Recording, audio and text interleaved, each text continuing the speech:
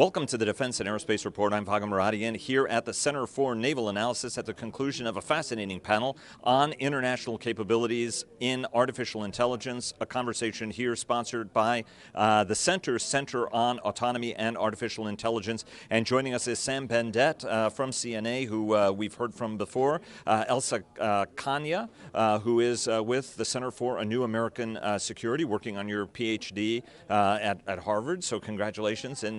Or Kania, I should say, right? I pronounce it in the Polish way, but you prefer Kania. Either works. Okay, very good. And Jack Watley, PhD from Russia. It was a fascinating conversation from all of you. So I want to start first with you, Sam. We've had the threat series that you've participated on and always bringing us up to speed on Russian unmanned developments. But give us sort of the systemic view of the Russian investment in artificial intelligence as well as autonomy. We've seen in Syria, you've detailed each one of these specific systems. On artificial intelligence, you've also made the point that the sanctions conversely have acted as an accelerator for Russian investment in artificial intelligence and cyber. But give us sort of the macro view of where Russia is in terms of the capabilities it's building. So the overarching view right now is the creation of an AI infrastructure, an ecosystem where artificial intelligence could be developed fast, where it could be developed efficiently. Right now, the military has their projects. The Russian military is working on a number of AI projects, both in the weapons and software development. And the private sector has their own developments as well. But these efforts are not necessarily connected. In fact, they're very disconnected. And so the effort by the Russian government now is to unite these efforts together into a single strategy. So in June, we should see a release of a Russian AI strategy that will presumably unite these various disparate efforts in developing AI. And obviously, right, it is a whole-of-government approach in terms of the Russian version of DARPA, the Right. Academy of Sciences, all pulling together to create that Silicon Valley venture capital ecosystem. Right, exactly. So Russians have opened up their own version of DARPA. There are other initiatives like Skolkovo, which has been open since 2010, which is supposed to be the Russian Silicon Valley. There's a lot of investment in high tech, but again, a lot of that is disconnected from other efforts which are taking place in parallel and maybe even in a competitive fashion. So the driver right now is for the private and the public sectors to work together. Defense Minister Shoigu actually called for that last year, for the developers in the government and the private sector to work together. And how would you put the progress to date? Because it's a high priority national program. It is a very high priority, but they're still at the beginning. There's a lot of issues to solve, not the least of which is the brain drain issue.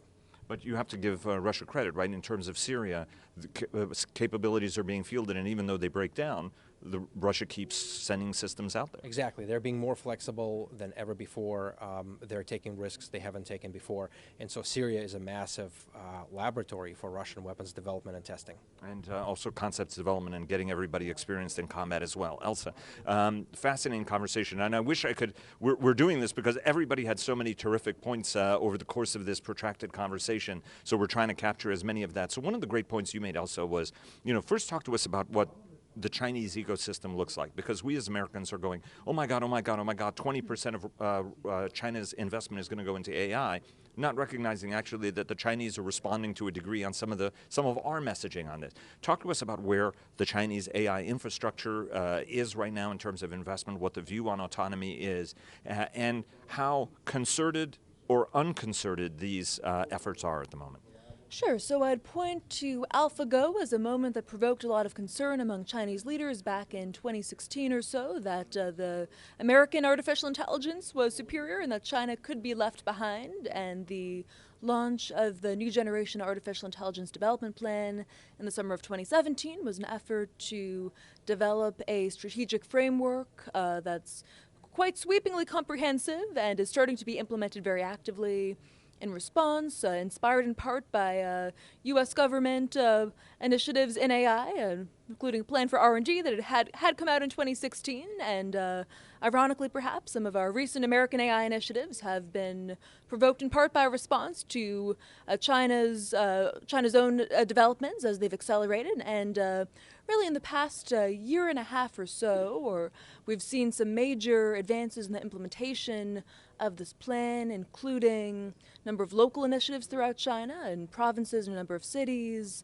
There is a fairly robust ecosystem, and a lot of it, although China's approach to AI is sometimes characterized as state-driven, it's actually much of this is driven state-guided but oriented towards the market and driven forward by a very dynamic ecosystem of technology companies that and in which there is considerable government investment in the tens of billions in total, more or less, with new programs and funding being announced quite regularly. But there's also quite extensive private sector investment, and some of it guided by or linked to the government, but really efforts to develop a dynamic tech sector with major national champions like Baidu, Alibaba, Tencent, iFlyTech, and SenseTime, which are launching new open innovation platforms this summer, along with a growing number of startups in the space. And much of this is driven by economic imperatives, but at the same time, there is a linkage to objectives in national defense and attempts to implement a national strategy of military-civil fusion or civil-military integration that is seeking to integrate these various developments more closely and leverage the potential of AI as a dual-use technology. This is still in the process of implementation, and the Chinese military is, of course, working on its own research programs in terms of military applications of AI in particular, but I think we're seeing some major progress, but also some continuing and acknowledged weaknesses. And I think for all of the hype and alarm at times about China's rise in AI, sometimes we overlook that Chinese leaders are keenly aware of some of their shortcomings in innovation capabilities, particularly when it comes to things such as hardware and AI chips. There's a lot of investment and some advances there, but still a degree of dependence on foreign technologies, and Xi Jinping has called for China to seize these sorts of key and core technologies in their own hands and develop indigenous equivalents or competitors to things like NVIDIA's GPUs and otherwise, but that's still a work in progress, and it's still perhaps a long road ahead to develop a truly comprehensive and competitive ecosystem across the board. And let me ask you about, and Baidu, right, in 2013 was talking about the importance of investing in artificial intelligence, so that's not new. What about on the autonomous and the unmanned systems side of the universe? You know, give us a sense on where China is on those developments, because the U.S. view very much is that the Chinese are stealing us blind, as opposed to, well, that's true, but the Chinese are also developing quite their own technology as well. So I'd say that China's attempts to catch up militarily and technologically clearly have been enabled by a history of IP theft and tech transfer, sometimes through illegal means as well as illicit methods along the way.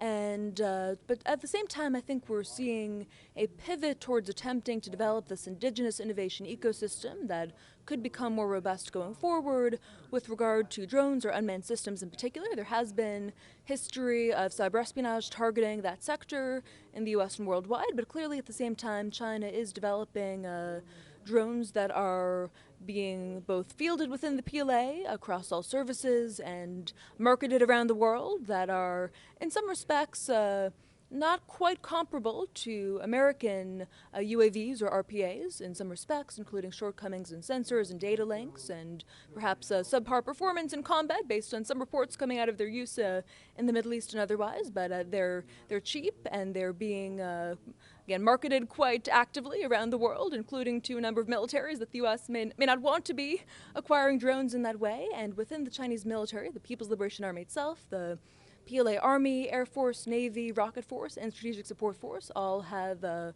range of UAVs from smaller tactical ASN series that can be used for reconnaissance or battle damage assessment to more strategic level UAVs that can be used for high-end reconnaissance or integrated reconnaissance and precision strike, like the Gongji-1 or Pterodactyl in the PLA Air Force, or the BZK-005 in the PLA Navy, which has been seen from time to time around the East and South China Seas. And I think going forward, we may continue to see this embrace of unmanned systems and autonomy by the PLA as a new technique, whether asserting presence in disputed waters along these territorial disputes to exercise pressure against rival claimants, or looking towards scenarios of high-end conflict with a great power rival. For instance, when I was wandering through the Chinese Military Museum one summer, I happened upon a small depiction of a swarm of drones, or a swarm combat system, going up against an aircraft carrier, whether for reconnaissance, jamming, or actual kinetic attack. And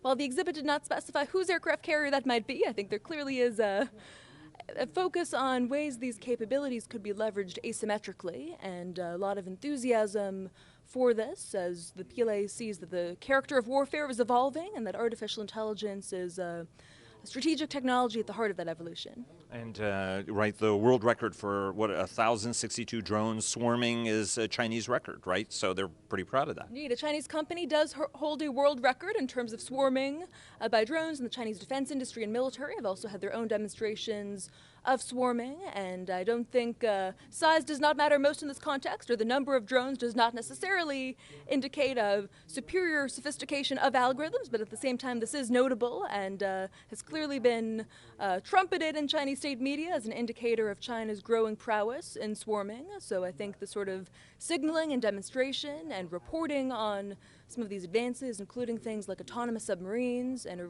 range of underwater vehicles that are unmanned or increasingly autonomous, are quite notable developments, and I think we'll see more and more to come on that front.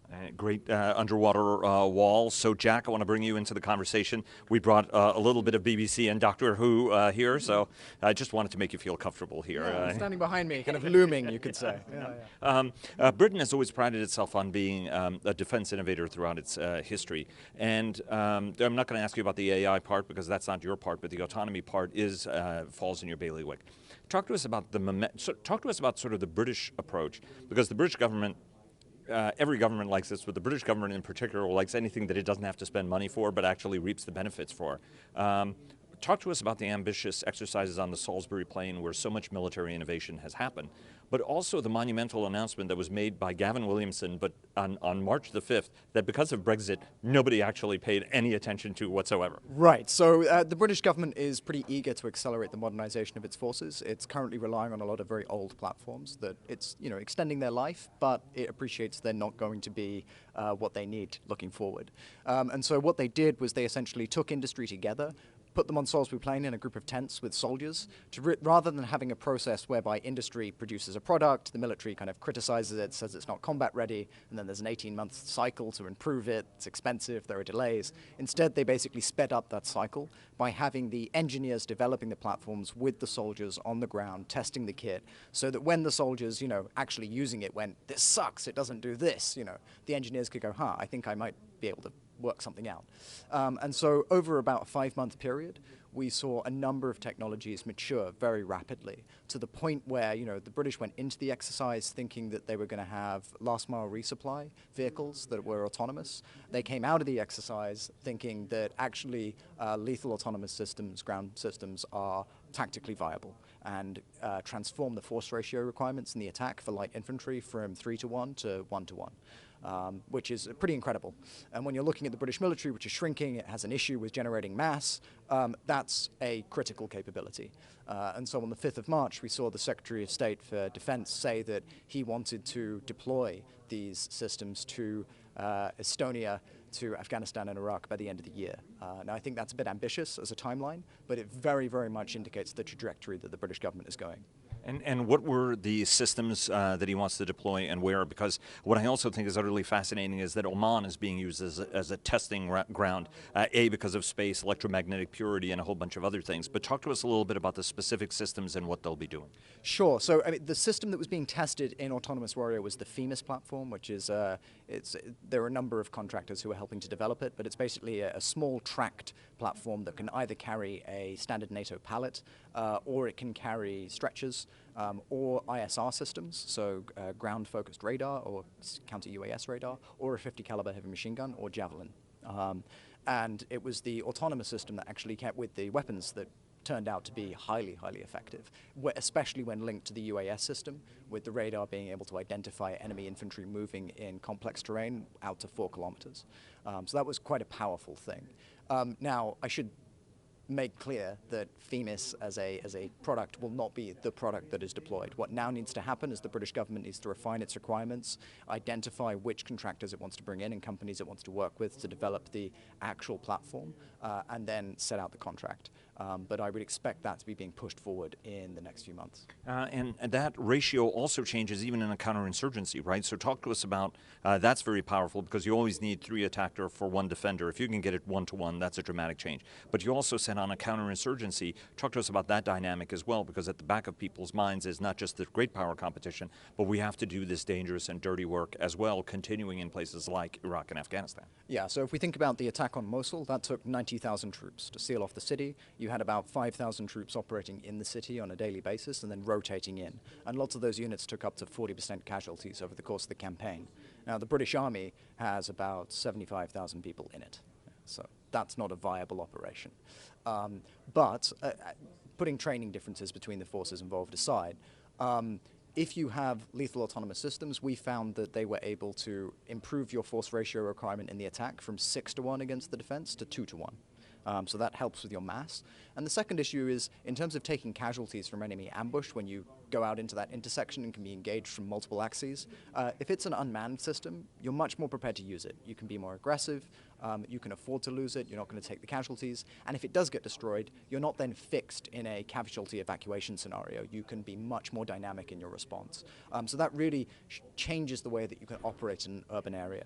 Of course, the crucial thing is that if you are operating in a counterinsurgency context, you have a large civilian population, and so how you employ those systems is crucial. And I think the thing to stress here is that while these are lethal autonomous systems, as in if they spot targets, they will engage them, which targets they identify, which arcs they cover, whether they seek permission before firing is up to the commander, the platoon commander who's overseeing that system, and he is ultimately responsible for its use.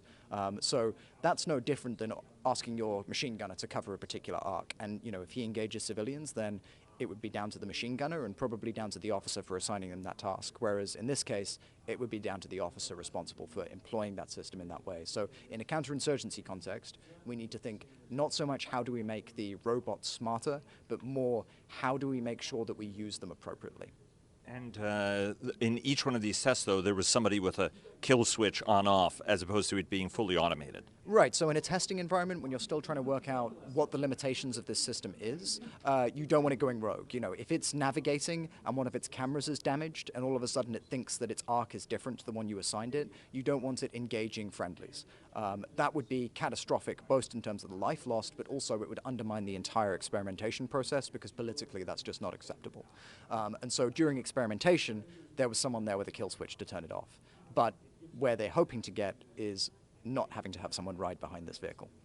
And what I think is fascinating, right, the Estonia test, there's some messaging there as well. You want cold climate after having proved this out in warmer, but then the question is, right, if it does engage, what bullets end up going into Russia and all of this other kind of stuff in a future operational context. So let me ask you a law question to each of you about Russia, China's view of the law and your interesting observations about the law and how we should look at this, given that there's such a powerful movement to ban autonomous weapons, to contain artificial intelligence. Right, one of you was talking about a survey about how Americans, I think it was you, Elsa, that Americans would actually prefer to be, to ban artificial intelligence so it doesn't damage, employment prospects. Talk to us a little bit about Russia's approach to international law when it comes to this at a time when people are looking at laws in space, other sorts of arms regulation to try to curtail the spread and use of this technology on a battlefield. So Russian position on laws, lethal autonomous weapon systems, has been consistent for the past 3 years. First of all, they want to keep talking. They want to have a discussion. Second of all, they do not want to cede to any international regime that would limit the creation of autonomous lethal systems because they think that's the infringement of their state rights. On the other hand, a human in the loop is important, and so they put forth the idea that a human must be in the loop in the future development of autonomous weapon systems as a safeguard. But right now, they think this discussion is very premature. So actual autonomous systems, actual autonomous military systems do not yet exist. So in Russia's mind, it's basically just science fiction talk, but the conversation must go on under the United Nations auspices. But it also helps solve a potential problem if you have man in the loop all the time, right? So, I mean, architecturally, it solves a problem. For now, yes. What's unclear is what happens when that man in the loop becomes overwhelmed with all kinds of information coming at him or her from all kinds of directions and in all kinds of domains. That's not clear. But right now, as we heard before, a kill switch is very important. Elsa?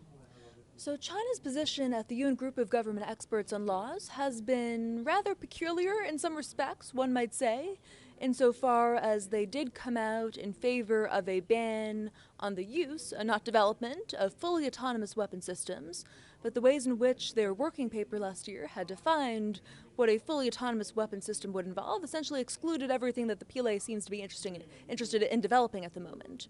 So, for instance, defining a fully autonomous weapon system as one in which there was no human involvement at any stage of the process, in which it was entirely indiscriminate in terms of its targeting, which is a weapon system that no professional military would be interested in developing in the first place, and one that could continuously evolve in the course of its operation, among other characteristics. So there are reasons to question what exactly China was hoping to accomplish with proposing a ban of that nature, which happened to be mentioned on the same day that the PLA Air Force announced further details in social media about an upcoming competition for the development of autonomous swarms of drones. So there may be a bit of disjuncture between what China's diplomatic engagement and rhetorical position on these issues has been relative to the People's Liberation Army's own approach at present and some of the development it's undertaking. And I think it's unlikely that the PLA would be willing to accept any constraints on what it can develop. And as it continues to explore the potential of these capabilities, it will be interesting to see how its position, including on issues of human control,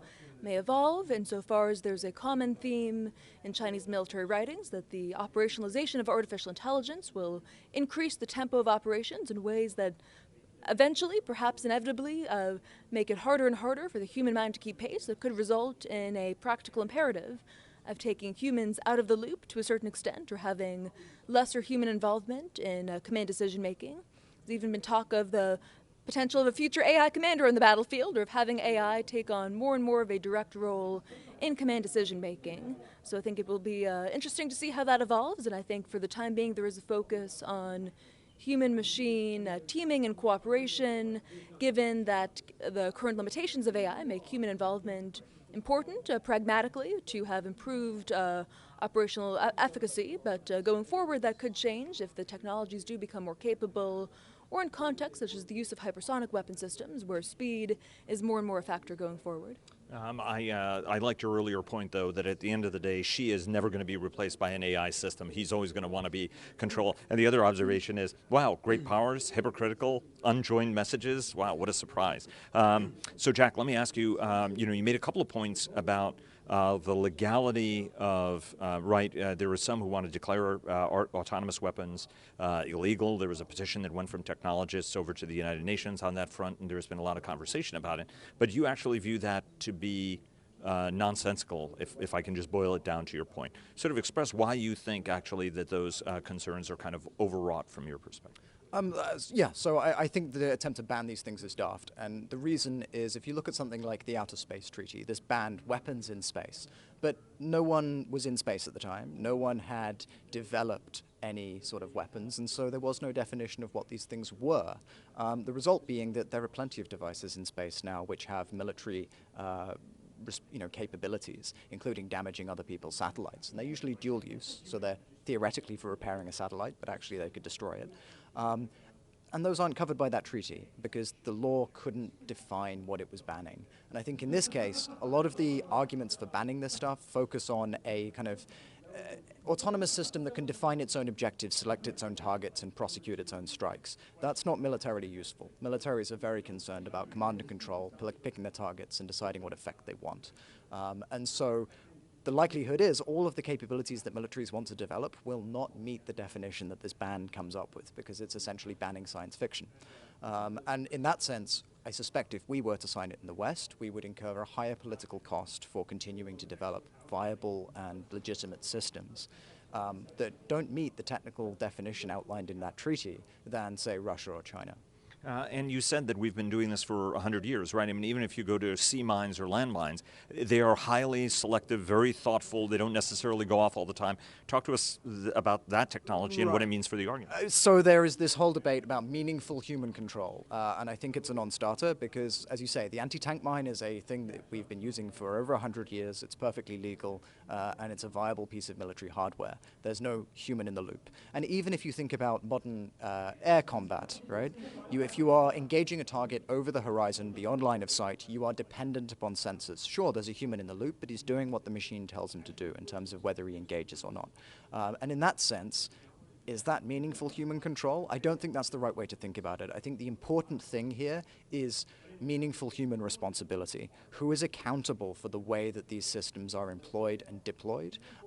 And what are the rules governing when it is appropriate to use them and the boundaries that you set on that? That's where the conversation needs to be, because they're going to be developed and they are, they have significant military utility, but if they are used in an environment that they can be used responsibly, then I think they can reduce civilian casualties and in acts of war crimes and various other issues rather than increase the risk of civilian casualties. And you used, obviously, the Syria campaign as evidence, right? I mean, in order for us to be careful, we actually inflicted many, many casualties. We've been going on for a while, so let me quickly swing through and get briefly your take. So the United States government is working on this and other issues. What do we do on AI? What do we do on autonomy? By the way, shout out to Elsa.